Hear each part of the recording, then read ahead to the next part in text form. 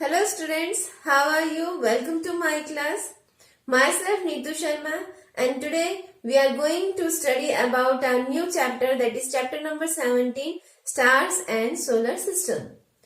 जैसे कि आप नाम से ही समझ रहे हैं, आज हम पढ़ने वाले हैं स्टार्स और सोलर सिस्टम के बारे में। बेटा कभी आप ध्यान से नाइट में क्लियर स्काई को अगर देखें तो आप महसूस करेंगे कि आपको बहुत सारे ब्राइट ऑब्जेक्ट्स दिखाई देते हैं जिनमें कुछ ट्विंकलिंग करते हुए हैं, जिसे हम स्टार्स कह रहे हैं। मून आपको रोशनी देता हुआ नजर आता है, that is the bright object of clear night sky. But यहाँ पर दोनों में डिफरेंस क्या है? स्टार्स की खुद की लाइट एमिट कर रहा है पर मून की खुद की लाइट नहीं है, वो सन की लाइट रिफ्लेक्ट करके ब्राइटनेस प्रोवाइड कर रहा है। इसके अलावा अगर हम थ्रू टेलीस्कोप और अर्ली इवनिंग और मॉर्निंग में क्लियर स्काई में देखें तो हम पाएंगे कि बहुत सारे प्लैनेट्स भी हमें विजिबल हो रहे हैं। तो ये सब चीजें जो हमें स्काई में विजिबल है, ये एक हेवनली बॉडीज या सेलेस्टियल बॉडीज का फॉर्मेशन कर रही है, इन्हीं को ही हम सेलेस्टियल बॉडीज कह रहे हैं। इसी तरह की बहुत सारी सेलेस्टियल बॉडीज हमारे यूनिवर्स में प्रेजेंट है। ठीक है, आप जब ऊपर क्लियर स्काई में देखें, स्पेशली इन द नाइट, तो आप देखेंगे जो स्टार्स हैं ये बहुत सारे ग्रुप्स में एक बैंड के रूप में प्रेजेंट है। ठीक है, और वो जो बैंड है जहां पर बहुत सारे स्टार्स प्रेजेंट है, बहुत सारे हेवनली बॉडीज प्रेजेंट है, सेलेस्टियल बॉडीज प्रेजेंट है, ये एक गैलेक्सी का फॉर्मेशन कर रहे हैं। It represent a Galaxy. इसी तरह की हमारी भी एक गैलेक्सी है और हमारी गैलेक्सी का नाम है बच्चों milky way. The milky way is our galaxy. Hindi में इसको आकाश गंगा कहते हैं। ठीक है, इसका जो मिल्की अपीयरेंस है ये क्यों है? क्योंकि यहाँ पे huge amount of stars present है जो कि बहुत ज्यादा ब्राइट है। एकदम ब्राइटनेस ज्यादा होने के कारण ये व्हाइटिश कलर का बैंड दिखाई देता है। हमारे मिल्की वे में करीबन 200 बिलियन स्टार्स और बहुत सारे इसी तरह के सेलेस्टियल ऑब्जेक्ट्स प्रेजेंट हैं। मिल्की वे का जो शेप है बेटा हमारे मिल्की वे का, वो है स्पाइरल। स्पाइरल अगर मैं आपसे बात करूं तो इस तरह का स्ट्रक्चर होता है, इस तरह का राउंड सा स्ट्रक्चर आपको दिखाई देगा। ठीक है, जिसमें एक सर्टेन पॉइंट होता है और बाकी सब ऑब्जेक्ट्स ऐसे लगते हैं कि उसके चारों तरफ मूव कर रहे हैं। ये जो गैलेक्सी है इसमें बहुत सारे सोलर फैमिलीज हैं, सोलर सिस्टम्स हैं जो अपने आप में ही different groups of heavenly bodies से क्रिएटेड है। उसमें से हमारा भी एक सोलर सिस्टम है जिसमें हेड है सन। सन एक स्टार है जिसके चारों तरफ खूब सारे अदर ऑब्जेक्ट्स जैसे कि प्लैनेट्स हैं, एस्ट्रॉइड्स हैं, मीटियोर्स हैं, ये सब मूव करते हैं। ठीक है, एक डेफिनेट पाथ पे ये मूव करते हैं। तो कहीं ना कहीं हम कह सकते हैं कि यूनिवर्स बहुत बहुत बड़ा वाइड बेस है जिसमें बहुत सारे गैलेक्सीज प्रेजेंट है और उन बहुत सारी गैलेक्सीज में एक हमारी गैलेक्सी है जिसका नाम है मिल्की वे, और हमारा जो सोलर सिस्टम है वो मिल्की वे का एक पार्ट है। ठीक है, इसी मिल्की वे में बहुत सारे डिफरेंट सोलर सिस्टम भी एग्जिस्ट करते हैं जिसमें से हमारा सोलर सिस्टम एक छोटा सा पार्ट है। हमारे सोलर सिस्टम में एक मेन हेड है जिसका नाम है सन, जो कि एक स्टार है, और डिफरेंट प्लैनेट्स हैं जो स्टार के चारों तरफ एक डेफिनेट पाथ में हमेशा मूव करते रहते हैं। इसके साथ साथ बहुत सारे अदर सेलेस्टियल बॉडीज भी हैं, सेलेस्टियल ऑब्जेक्ट्स भी हैं जो इसी तरह से सन के चारों तरफ मूव करती रहती है। आइए हम इनके बारे में पढ़ते हैं। सबसे पहले हम बात करते हैं प्लैनेट के बारे में। ठीक है, प्लैनेट जो होता है ये वर्ड आया है ग्रीक ओरिजिन से। ठीक है, ग्रीक में इसका मतलब होता है वेंडरर्स। वेंडरर्स मतलब घूमने वाले। तो प्लैनेट्स एक ऐसे ऑब्जेक्ट हैं जो मूव कर रहे हैं। ठीक है, अगर हम स्टार्स की बात करें तो स्टार्स का खुद का लाइट एमिशन प्रोसेस होती है, उसमें से खुद की लाइट एमिट होती है। मून की बात करें तो मून का जो सरफेस है वो रिफ्लेक्टिव नेचर का है। सन की लाइट वहां पे रिफ्लेक्ट होके अर्थ पे आती है और वो भी हमें ब्राइट दिखाई देता है। पर प्लैनेट्स जो हैं वो नॉन ब्राइट ऑब्जेक्ट है, इसमें से लाइट एमिट नहीं होती और ये इतने चमकदार या ब्राइट भी नहीं होते। ये घूमते रहते हैं, ऑलवेज मूव करते हैं अराउंड द सन, इसलिए इन्हें वेंडर्स के नाम से संबोधित किया गया था ग्रीक लैंग्वेज में, और यहीं से ये वर्ड आया है प्लैनेट्स। ठीक है, तो planets are always revolving around a fix point that is the sun in our solar system. Hindi में बात करें तो प्लैनेट्स को हिंदी में ग्रह बोलते हैं। अब हम अगर बात करें कि अगर आप क्लियर नाइट स्काई में देखें तो हमें बहुत सारे ऑब्जेक्ट्स दिखाई दे रहे हैं, जिसमें स्टार्स भी हैं, सन भी है, प्लैनेट्स भी हैं, मीटियोर्स भी हैं। अब मीटियोर्स क्या होता है वो समझ लीजिए बेटा। आपने कभी देखा होगा कि अचानक से कोई तारा टूटता हुआ नजर आ रहा है, अचानक से तारे पे से एकदम फ्लैश करती हुई लाइट पीछे चमकती है शॉर्ट ड्यूरेशन के लिए, और फिर वो डिसअपियर हो जाती है। तो ये जो शिफ्टिंग हो रही है स्टार्स की, ये ऐसा लगता है कि वो तारा अपनी जगह से टूट गया और गिर गया नीचे की ओर, पर ये तारा नहीं होता, ये स्टार नहीं होता, ये एक्चुअली में मीटियोर होते हैं जो अपने पाथ से हट जाते हैं, और हटने के कारण एकदम से इनमें स्पीड ज्यादा होने के कारण ये बर्निंग इफेक्ट प्रोड्यूस करते हैं, और ऐसा लगता है कि ये एक शूटिंग स्टार है। तो इस तरह के बहुत सारे ऑब्जेक्ट्स आपको स्काई में देखने को मिलते हैं, और ये सारे ऑब्जेक्ट्स फॉर्म करते हैं सेलेस्टियल बॉडीज। ठीक है, इन्हीं सेलेस्टियल ऑब्जेक्ट और सेलेस्टियल बॉडी से हमारा यूनिवर्स बना हुआ है। सबसे पहले हम स्टडी करते हैं स्टार्स के बारे में। डिटेल में स्टडी स्टार्ट करेंगे हम स्टार्स से। स्टार्स होते क्या हैं? आपने स्काई में देखे होंगे बहुत छोटी छोटी से आपको डॉट लाइक स्ट्रक्चर्स दिखाई देते हैं, जो कि बहुत ही ट्विंकल करते हुए ब्राइट होते हैं, है ना, इन्हें हम स्टार्स कहते हैं। पर एक्चुअली ये छोटे साइज के नहीं होते, ये बहुत बड़े बड़े साइज के होते हैं, पर हमसे बहुत ज्यादा दूरी पे होने के कारण ये हमें छोटे साइज के दिखाई देते हैं। ये कोई सॉलिड मास के बने हुए नहीं होते, ये हॉट गैसेस के बने हुए हैं, और स्पेशली यहाँ पर हीलियम और हाइड्रोजन गैस ज्यादा प्रेजेंट होती है। हीलियम और हाइड्रोजन में लगातार न्यूक्लियर रिएक्शंस होती रहती है, जिसके कारण लाइट एनर्जी एमिट होती है, और यही लाइट एनर्जी फिर हमें ब्राइटनेस के तौर पे दिखाई देती है। डिस्टेंस की बात करें, जैसे कि मैंने आपको बताया कि कुछ स्टार पास में होते हैं तो वो बड़े साइज के दिखाई देंगे, और कुछ स्टार्स जो बहुत दूरी पे होते हैं वो छोटे से डॉट शेप के दिखाई देते हैं। तो हमें कैसे पता चलेगा कि कौन सा स्टार कितनी दूरी पे, हम उसको कैसे आइडेंटिफाई करेंगे?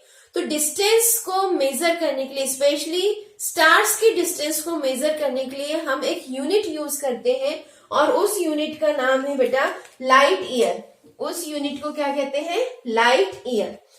ठीक है, अब इसको आप समझिए कि इसको डिफाइन कैसे करेंगे।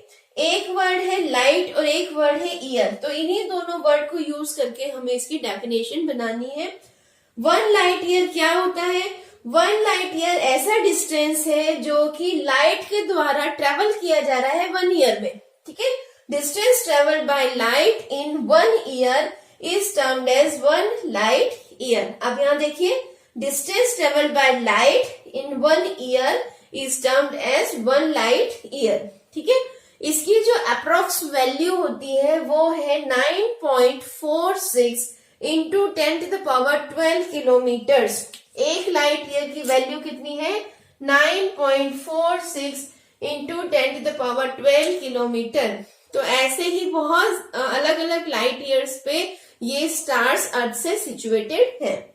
ठीक है, अब हम कुछ स्टार्स का एग्जाम्पल और उनके डिस्टेंस के बारे में पढ़ते हैं। सबसे पहले जो हमारे अर्थ से बिल्कुल पास में स्टार प्रेजेंट है वो है सन।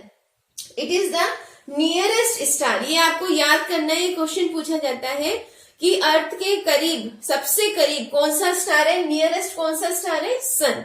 ठीक है, सन पास में है इसलिए उसका साइज भी हमें बड़ा दिखाई देता है और स्फेरिकल हमें दिखाई देता है। ठीक है, करीबन इसका डिस्टेंस अर्थ से है 14.4 इंटू 10⁸ किलोमीटर। ठीक है, मतलब 14.4 करोड़ किलोमीटर सन का डिस्टेंस है फ्रॉम द अर्थ। ये आपको लर्न करना है। सनलाइट जो है सन से अर्थ तक 8 मिनट में पहुंचती है। अगर आप 8 मिनट को ईयर की वैल्यू में कन्वर्ट करें और उसको स्पीड से, लाइट की स्पीड से मल्टीप्लाई करा दे, तो जो डिस्टेंस आएगा वो आएगा 14.4 इंटू 10⁸ किलोमीटर। ठीक है। ऐसे ही सेकंड नियरेस्ट स्टार, पहला तो सन है और उसके बाद जो पास में है वो है अल्फा सेंचुरी या प्रोक्सिमा सेंचुरी, और इसका जो अप्रोक्स डिस्टेंस है अर्थ से वो है 4.3 लाइट ईयर। इसका मतलब कि अल्फा सेंचुरी से या प्रोक्सिमा सेंचुरी से जब लाइट एमिट हुई थी तो उसको अर्थ पे पहुंचने में करीबन 4.3 ईयर्स का समय लग गया। ठीक है। इसकी लाइट अर्थ तक कितनी देर में पहुंची? 4.3 ईयर्स में। इसलिए इसका डिस्टेंस कैसे नापा गया है? 4.3 लाइट ईयर्स। तो आपको ये याद रखना है, nearest star to the earth is sun and second nearest star to earth is Alpha Centauri और प्रोक्सिमा सेंचुरी। अब हम बात करते हैं इन स्टार्स के अपीयरेंस के बारे में। जो स्टार्स हमारे अर्थ के करीब होता है, पास में होता है, वो स्टार बड़े साइज का दिखाई देता है और उसका जो शेप है वो भी स्फेरिकल दिखाई देता है। जितने ज्यादा दूरी पर स्टार्स होता चला जाता है उतना ही इसका साइज छोटा होता चला जाएगा, और जो बहुत ज्यादा दूरी पे स्टार होगा वो सिर्फ हमें पॉइंट या डॉट शेप का दिखाई देता है। तो जितना पास है उतना बड़े साइज का दिखेगा और जितना दूर है उतना छोटे साइज का दिखेगा। तो आप समझ सकते हो सन हमें बड़े साइज का क्यों दिखता है और बाकी स्टार्स हमें छोटे साइज के क्यों दिखाई देते हैं। अगर हम बात करें कलर ऑफ स्टार की, तो नॉर्मली तो आपने देखा होगा सभी आपको व्हाइट या ट्विंकल करते हुए दिखाई देते हैं, पर अगर आप ध्यान से क्लियर नाइट स्काई में देखें तो इन्हीं स्टार्स का कलर थोड़ा बहुत चेंज मिलता है। क्या क्या चेंज है और क्यों चेंज है, सबसे पहले ये समझिए। स्टार्स आपको बताया था मैंने हॉट गैसेस के बने हुए होते हैं, तो इसका मतलब उनके सरफेस का टेम्परेचर भी अलग अलग होता होगा। तो सरफेस टेम्परेचर के अकॉर्डिंग ही स्टार्स के कलर भी चेंज होते हैं। क्या होते हैं? अगर कोई स्टार बहुत कम टेम्परेचर का है, मतलब उसके सरफेस पे कम टेम्परेचर है, लोअर टेम्परेचर है, तो वो स्टार थोड़ा सा रेड कलर का दिखाई देता है। ठीक है। अगर हाई टेम्परेचर मिलता है, मतलब जो नॉर्मल रेंज का टेम्परेचर है, हाई है, वो स्टार हमें व्हाइट कलर के दिखाई देते हैं। और जिन स्टार्स का टेम्परेचर बहुत ज्यादा हाई होता है, ठीक है, हम कहते हैं हाईएस्ट हो सकता है, बहुत ज्यादा हाई टेम्परेचर वाले जो स्टार्स होते हैं वो हमें ब्लू कलर के दिखाई देते हैं। तो अब आप इसको ऑब्जर्व करना, आपको बहुत इजीली इनके कलर्स दिखाई दे जाएंगे। तो size and colour of stars changes with brightness and temperature. Earth के हिसाब से जो सबसे ब्राइटेस्ट स्टार है वो है सन, फर्स्ट नंबर पे। सेकंड नंबर पे आएगा सीरियस। ठीक है। सीरियस नाम का एक स्टार है जो कि सेकंड ब्राइटेस्ट स्टार है स्काई में। और थर्ड ब्राइटेस्ट स्टार स्काई में प्रेजेंट है वो है अल्फा सेंचुरी। ये सब हम अर्थ के रेफरेंस में बोल रहे हैं। हमें ब्राइटेस्ट कौन लग रहा है? सबसे पहले जो नियरेस्ट स्टार है सन, वो हमें ब्राइटेस्ट लग रहा है। ठीक है। सेकंड नंबर का जो ब्राइटेस्ट है वो है सीरियस और थर्ड नंबर का जो ब्राइटेस्ट है वो है अल्फा सेंचुरी। अगर हम सिर्फ नाइट स्काई की बात करें तो सन हमें नाइट में विजिबल नहीं होगा। तो सिर्फ अगर नाइट स्काई की बात करें तो नाइट स्काई में ब्राइटेस्ट स्टार कहलाएगा सीरियस फर्स्ट नंबर पे, और सेकंड नंबर पे कहलाएगा अल्फा सेंचुरी। और डे टाइम की बात करें तो सन का फर्स्ट नंबर हो जाएगा। All stars move around some celestial point. ठीक है। जितने भी स्टार्स हमारे गैलेक्सी में प्रेजेंट है या हमारे सोलर सिस्टम में प्रेजेंट है, ये सभी एक निश्चित पॉइंट पर मूव करते हुए महसूस होते हैं। सन भी एक निश्चित पॉइंट पे, हमारी गैलेक्सी में जितने भी सोलर सिस्टम के सन है वो एक पर्टिकुलर पॉइंट के चारों तरफ मूव कर रहे हैं, और इनका जो स्पीड है बहुत ज्यादा हाई है। इनकी हाई स्पीड है, पर फिर भी इतनी स्पीड से ये मूव करते हैं, फिर भी हमें ऐसा लगता है कि ये स्टार्स फिक्स्ड है। क्यों हमें ऐसा लगता है ये स्टार फिक्स्ड है? क्योंकि हम भी मूव कर रहे हैं, हम भी सन के चारों तरफ मूव कर रहे हैं, सन अगेन किसी पॉइंट के चारों तरफ मूव कर रहा है गैलेक्सी में, तो सभी मूविंग है। तो मूविंग होने के कारण इन स्टार्स की पोजीशन और स्पीड हमें महसूस नहीं होती कि ये चेंज हो रही है, ठीक है। और डिफरेंट स्टार्स जो हैं सभी सेम स्पीड से, हाई स्पीड से मूव कर रहे हैं, तो दो स्टार्स के बीच का डिस्टेंस भी चेंज नहीं होता, सेम वही की वही रहता है और ये सब अपने मूवमेंट करते रहते हैं। पर अगर हम अर्थ से इसको महसूस करें, ऑब्जर्व करें केयरफुली, तो हम पाएंगे कि अर्थ का जो मूवमेंट है वो थोड़ा सा स्लो है एज कंपेयर टू स्टार्स, ठीक है। तो स्टार्स जो है वो हमें एक्चुअल पोजीशन से थोड़ा सा शिफ्ट हुए नजर आएंगे। आपने कभी देखा होगा सर्दियों के मौसम में, विंटर सीजन में स्टार्स जो हमें दिखाई दे रहे हैं वो हमें समर में नहीं दिखाई देते, और जो हमें समर में दिखाई देते हैं वो हमें विंटर्स में पूरी तरीके से विजिबल नहीं हो पाते। इसका मतलब कहीं ना कहीं इनकी पोजीशन शिफ्ट हुई है। ऐसे ही अगर आप कोई भी एक पॉइंट नोट कर लो कि पर्टिकुलर स्टार हमें इसके पास दिखाई दे रहा है, कोई बिल्डिंग के पास या ट्री के पास, उसको लोकेट कर लो, ठीक है, और उसको डेली ऑब्जर्व करो, तो डेली तो आपको फील नहीं होगा कि वो स्टार अपनी पोजीशन शिफ्ट कर रहा है। पर अगर आप 1 महीने बाद देखो या 3 हफ्ते बाद देखो, 3 वीक्स बाद देखो, तो आप महसूस करोगे कि पहले जो उसकी लोकेशन थी वो शिफ्ट हो चुकी है, वो थोड़ी सी चेंज हो चुकी है। तो अर्थ भी मूव कर रहा है बेटा और स्टार्स भी मूव कर रहे हैं, सबकी अपनी अपनी स्पीड होती है। ऐसे ही अगर हम अर्थ की बात करें तो अर्थ जो है इसका जो मोशन है, मूवमेंट है, रोटेशन है अपनी एक्सिस पे, वो है वेस्ट से ईस्ट की डायरेक्शन में। अर्थ जो रोटेट कर रहा है अपनी एक्सिस पे वो कैसे कर रहा है, वेस्ट से ईस्ट की तरफ कर रहा है। इसीलिए अर्थ पर खड़े हुए हम लोगों को जितने भी स्टार्स हैं या मून है ये कैसे दिखते हैं, from east to west move करते हुए दिखते हैं, उल्टा, ठीक है। मान लीजिए ये अर्थ है और ये इस तरफ मूव कर रहा है, तो चीजें हमें उल्टी डायरेक्शन में मूव करती हुई दिखाई देंगी। तो अर्थ का जो रोटेशन है वो है वेस्ट टू ईस्ट, इसलिए दूसरे स्टार्स और सेलेस्टियल बॉडी हमें ईस्ट टू वेस्ट मूव करते दिखाई देते हैं।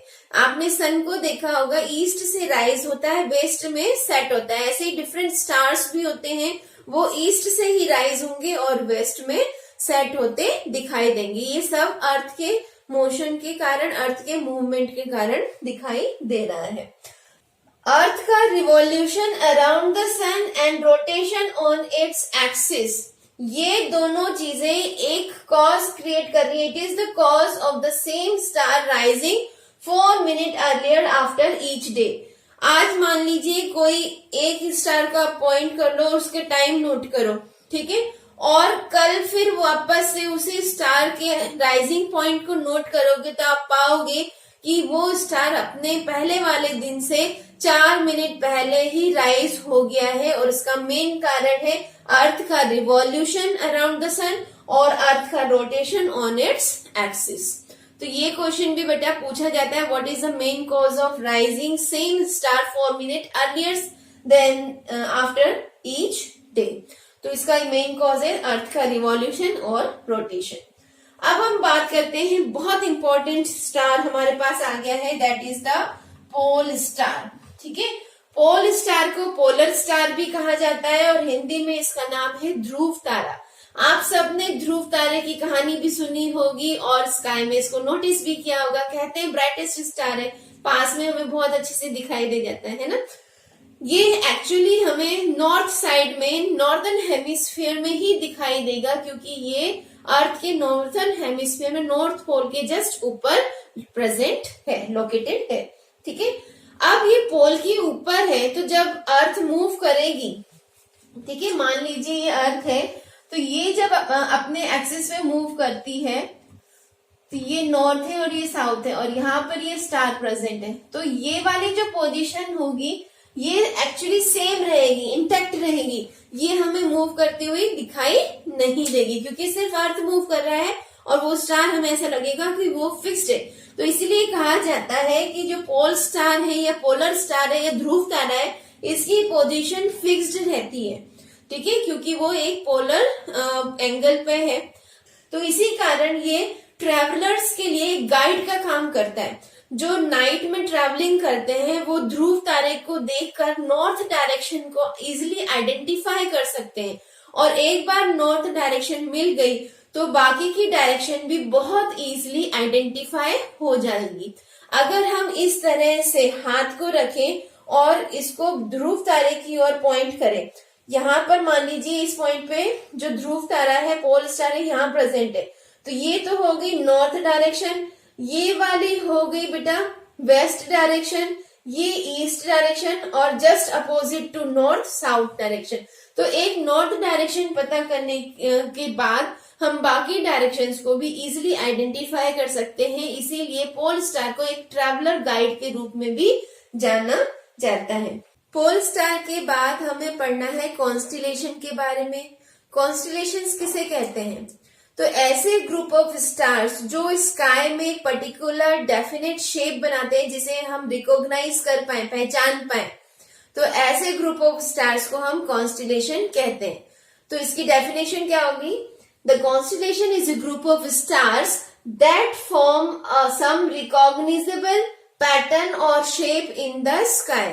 ऐसे ग्रुप ऑफ स्टार जो स्काई में एक रिकॉग्नाइजेबल पैटर्न या शेप फॉर्म करते हैं उन्हें हम कॉन्स्टिलेशन कहते हैं। इस चैप्टर में हमें कुछ प्रोमिनेंट कॉन्स्टिलेशन के बारे में स्टडी करना है जो आमतौर पे हम अपने स्काई में देख पाते हैं और उन्हें रिकॉग्नाइज कर पाते हैं। तो चलिए हम स्टडी करते हैं उनको वन बाय वन। सबसे पहला जो कॉन्स्टिलेशन आपको दिखाई देगा वो है ओरियन। अभी बेटा विंटर का टाइम चल रहा है, बहुत आसानी से नॉर्दर्न हेमिस्फीयर में नॉर्थ साइड में इस कॉन्स्टिलेशन को देख सकते हैं।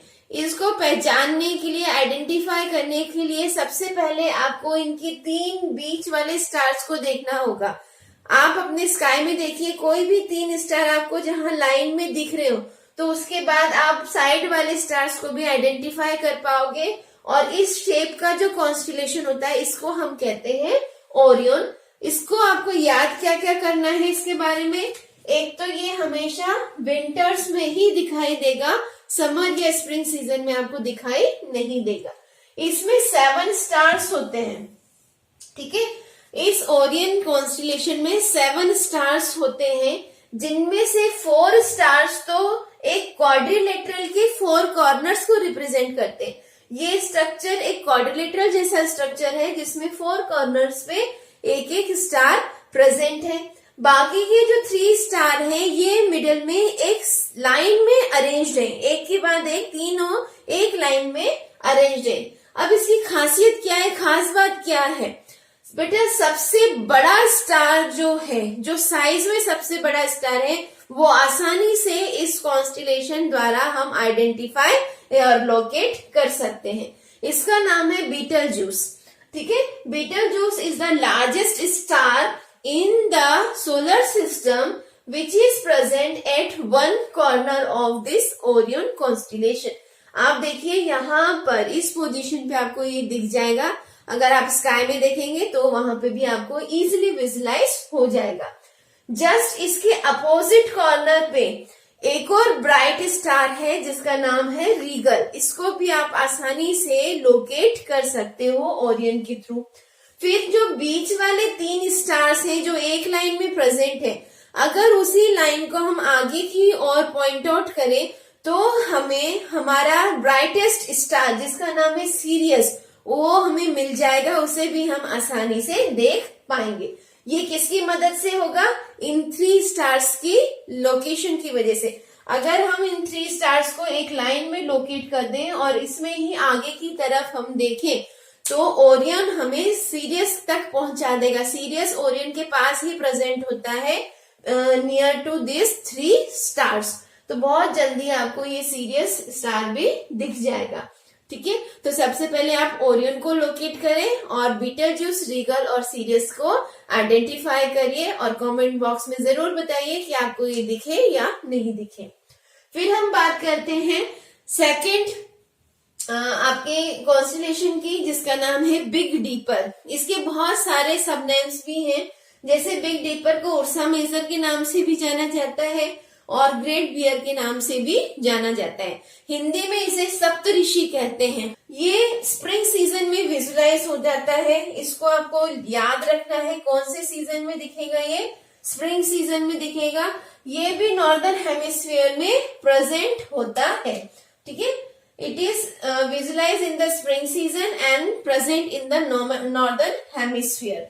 अब इसकी क्या खासियत है, इसमें बेटा टिप पे 2 स्टार्स प्रेजेंट है। आप देख सकते हो यहाँ पर ये जो 2 स्टार्स हैं, इसको अगर हम एक लाइन में कनेक्ट करें और उस लाइन को आगे की ओर नॉर्थ साइड में पॉइंट आउट करें तो इससे हमें पोल स्टार की पोजीशन पता चल जाएगी कि पोल स्टार कहाँ पर है।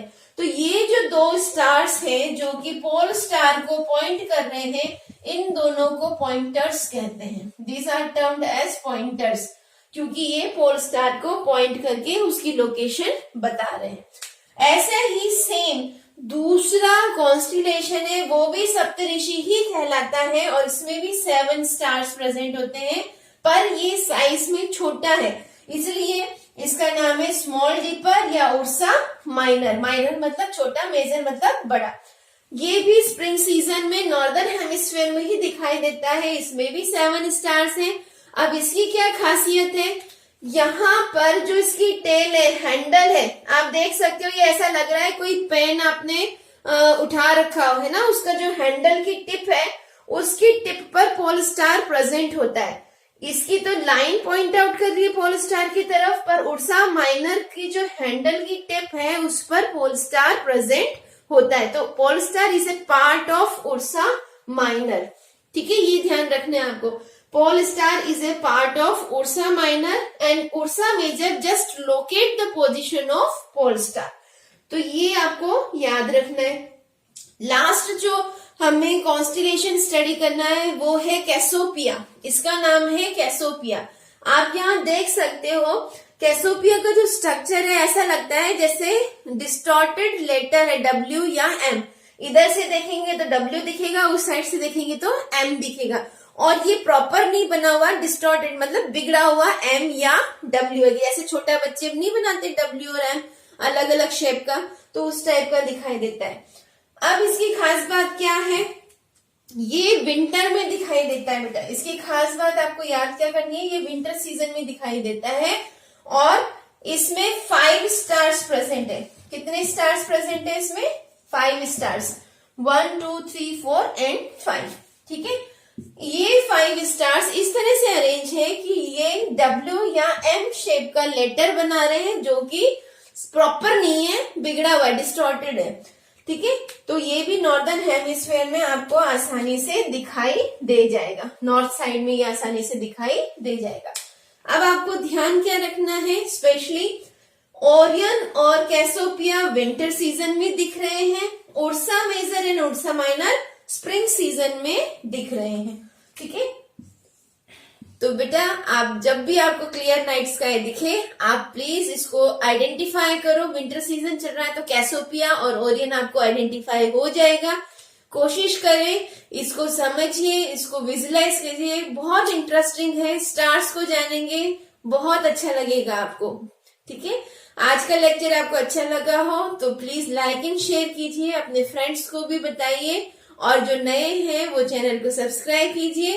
कल हम फिर आगे की स्टडी करेंगे। Till then goodbye and be safe. Thank you very much.